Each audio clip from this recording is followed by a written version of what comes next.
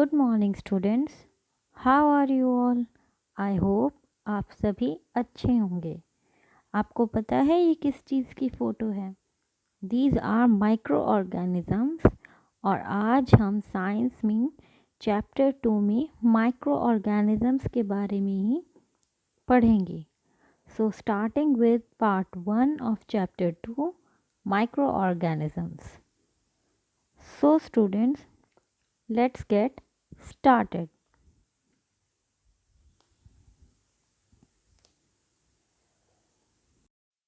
Living organisms are all around us. Living organism हमारे चारों तरफ हैं। Some are extremely large while others are so small that they can not be seen through naked eyes. कुछ बहुत ही बड़े हैं, कुछ इतने छोटे हैं कि हम उन्हें अपनी आंखों से नहीं देख सकते जब तक हम माइक्रोस्कोप का यूज़ ना करें। Organism that are visible only through a microscope are called micro organism और माइक्रोब्स। वो ऑर्गेनिज्म जो खाली हम माइक्रोस्कोप से देख सकते हैं उनको हम माइक्रो ऑर्गेनिज्म या माइक्रोब्स बोलते हैं।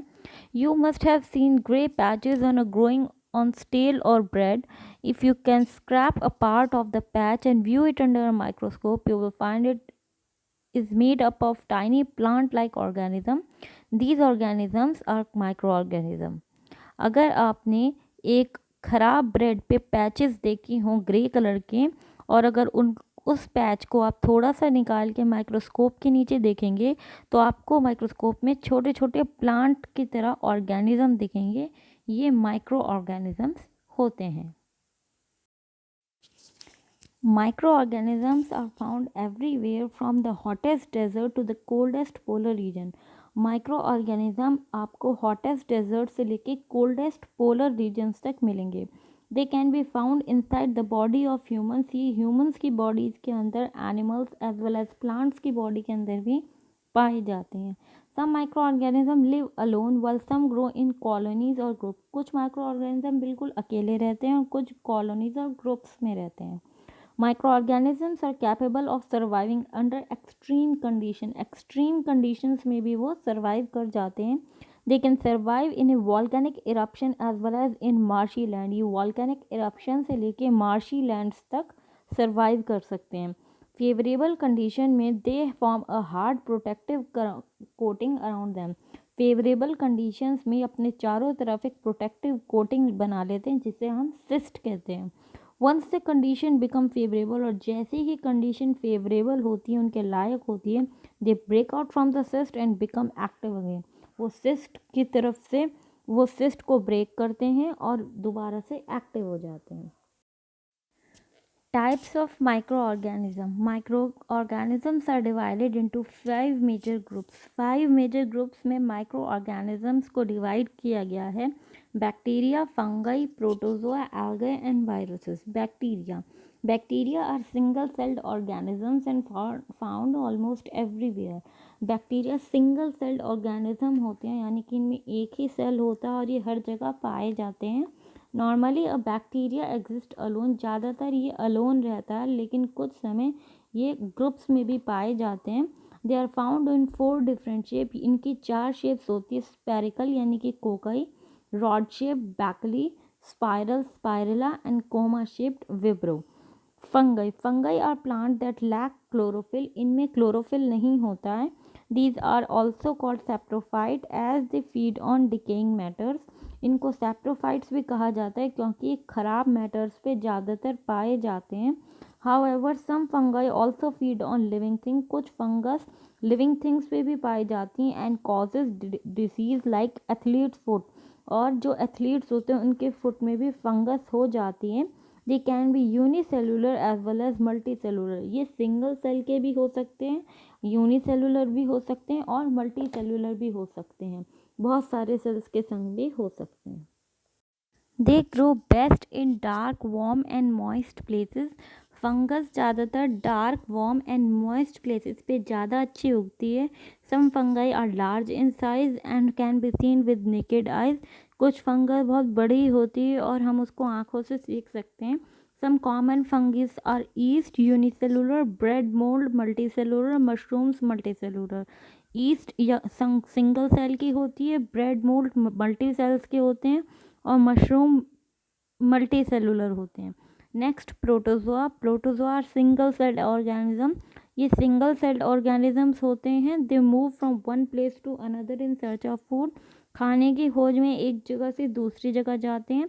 They are found in water as well as soil. ये पानी और मिट्टी दोनों में मिलते हैं।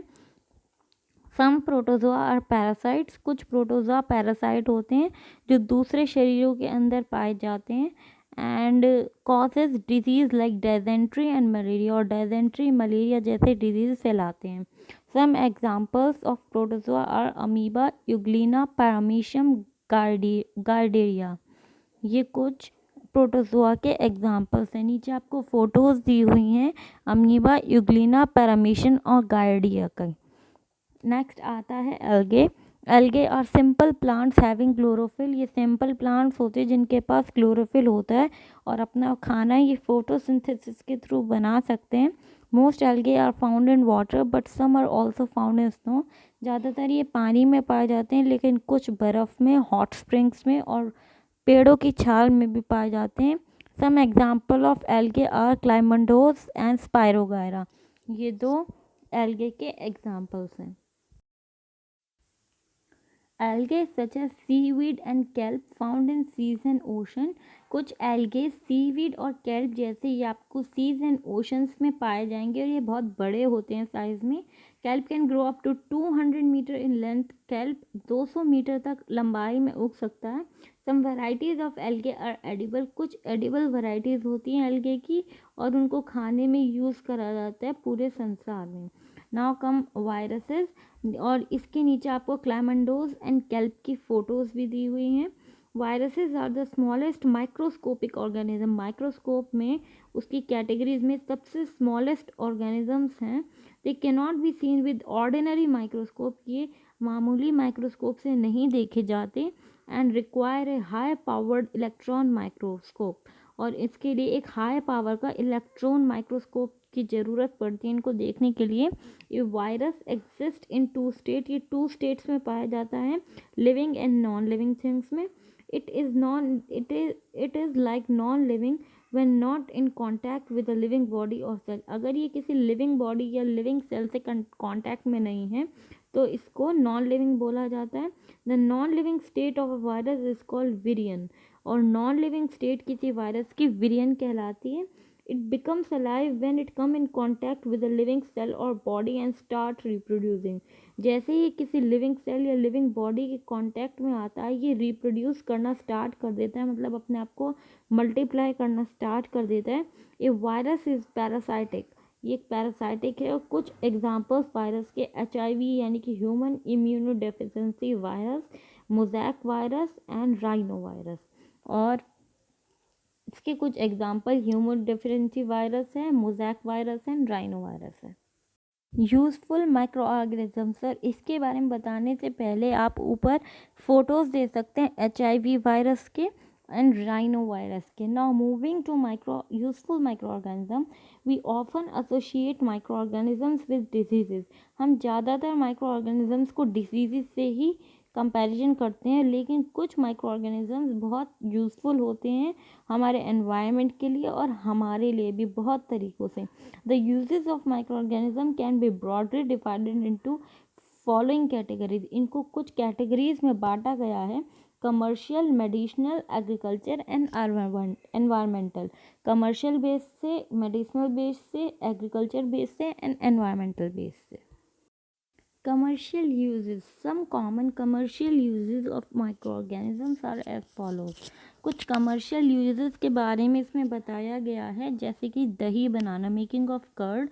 Curd contains bacteria like लैक्टोबाइसिलियस।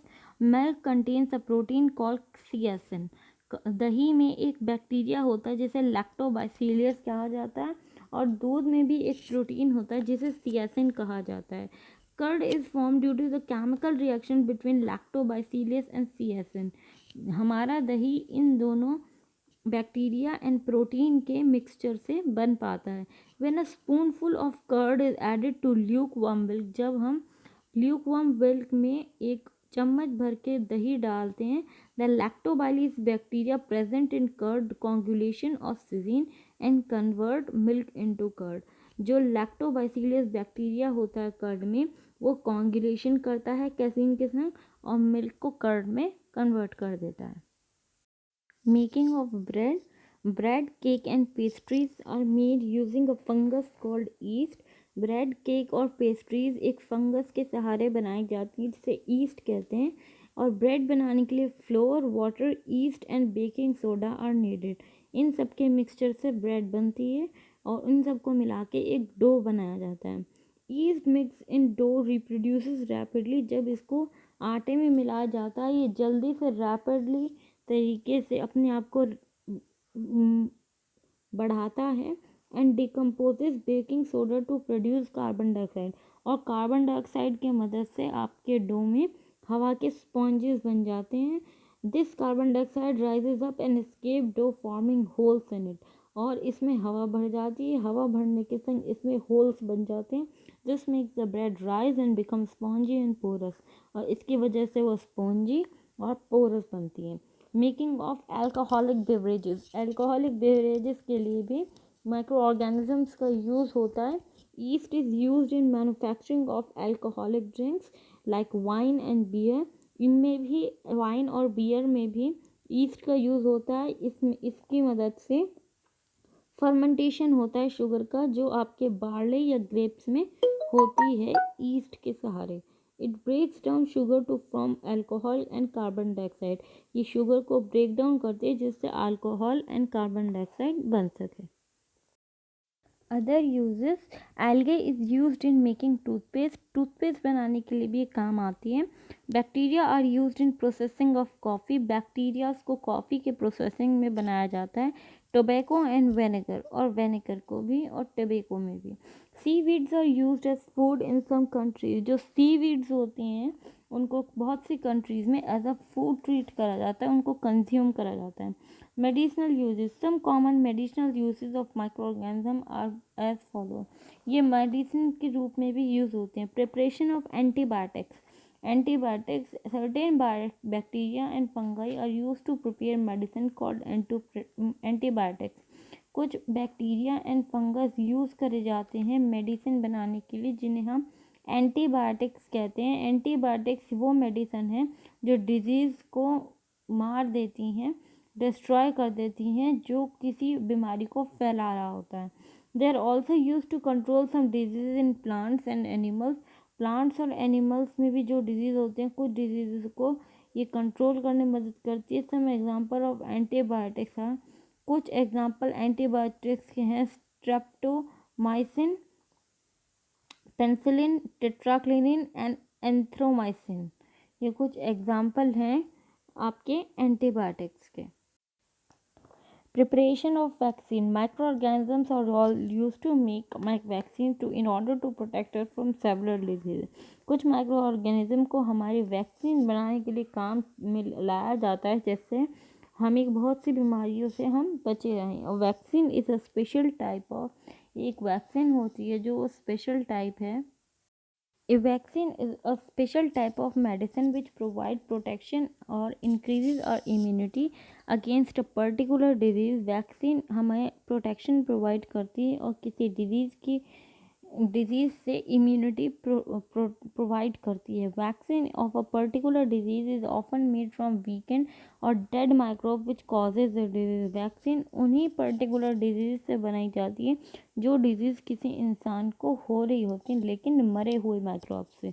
when it is introduced in the body of a when it is introduced in the body of a healthy person, जब ये किसी हेल्दी पर्सन के अंदर जाती है इधर बस स्वेलिंग और इंजेक्शन, चाहे वो खाने के थ्रू हो चाहे इंजेक्शन के थ्रू हो, तो बॉडी एंटीबायोटिक्स प्रोड्यूस करते हैं, antibiotics to fight against disease, जिससे डिजीज़ की तरह फाइट किया जा सके। These antibodies remain in the body, ये बॉडी में ही रहती हैं and protect the body from future attacks by some microbe. और अगर फ्यूचर में किसी माइक्रोब के थ्रू अटैक होता है तो उसमें ये मददगार साबित होती हैं।